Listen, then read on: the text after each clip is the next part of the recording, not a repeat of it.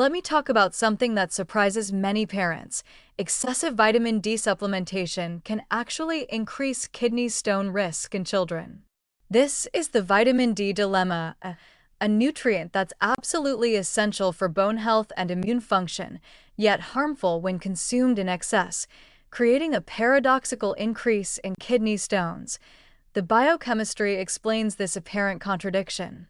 Vitamin D increases intestinal calcium absorption. That's actually one of its primary functions, and it's beneficial for bone development.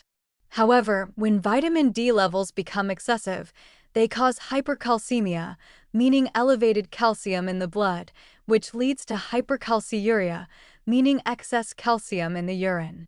When urinary calcium remains persistently elevated, calcium oxalate stones form.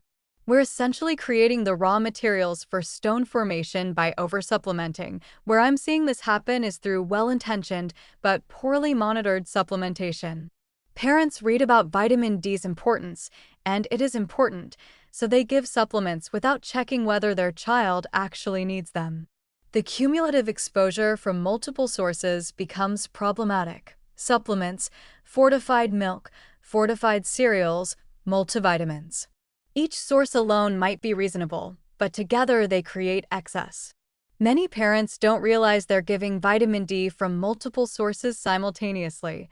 The therapeutic range for vitamin D is narrower than many people realize. Yes, we need adequate levels. Deficiency causes rickets, weakened immunity, and other problems.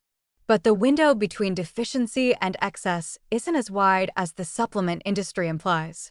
Individual variation in vitamin D metabolism affects optimal dosing. What's perfect for one child might be excessive for another.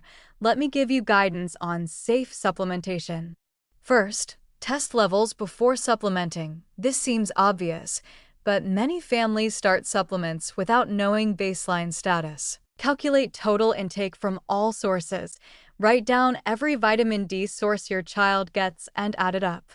Recognize signs of excess: frequent urination, excessive thirst, nausea, weakness. These symptoms shouldn't be ignored. Appropriate dosing by age varies, and this should be determined with healthcare provider guidance, not based on what you read on a supplement bottle. The case reports I've reviewed are instructive. Children developing kidney stones from oversupplementation typically have parents who believed they were doing the right thing. Often they'd read about vitamin D's benefits and wanted to ensure their child got enough. Iatrogenic hypercalcemia from medical errors also occurs. I've seen cases where dosing mistakes led to excessive vitamin D administration. The good news is that resolution after dose correction usually occurs. When excess supplementation stops, vitamin D levels normalize and stone risk decreases. Here's the public health messaging challenge we face. We need to promote adequate vitamin D while preventing overconsumption. This requires nuanced communication. The takeaway for parents should be this: vitamin D is important, but more is not better. Supplementation should be guided by testing and healthcare provider recommendations, not by marketing or assumptions. Self-supplementation, especially in children, carries real risks. The responsible approach is measuring, supplementing appropriately based on actual need, and monitoring. It's really that simple, but it requires healthcare provider involvement rather than making these decisions independently based on internet research or supplement store recommendations.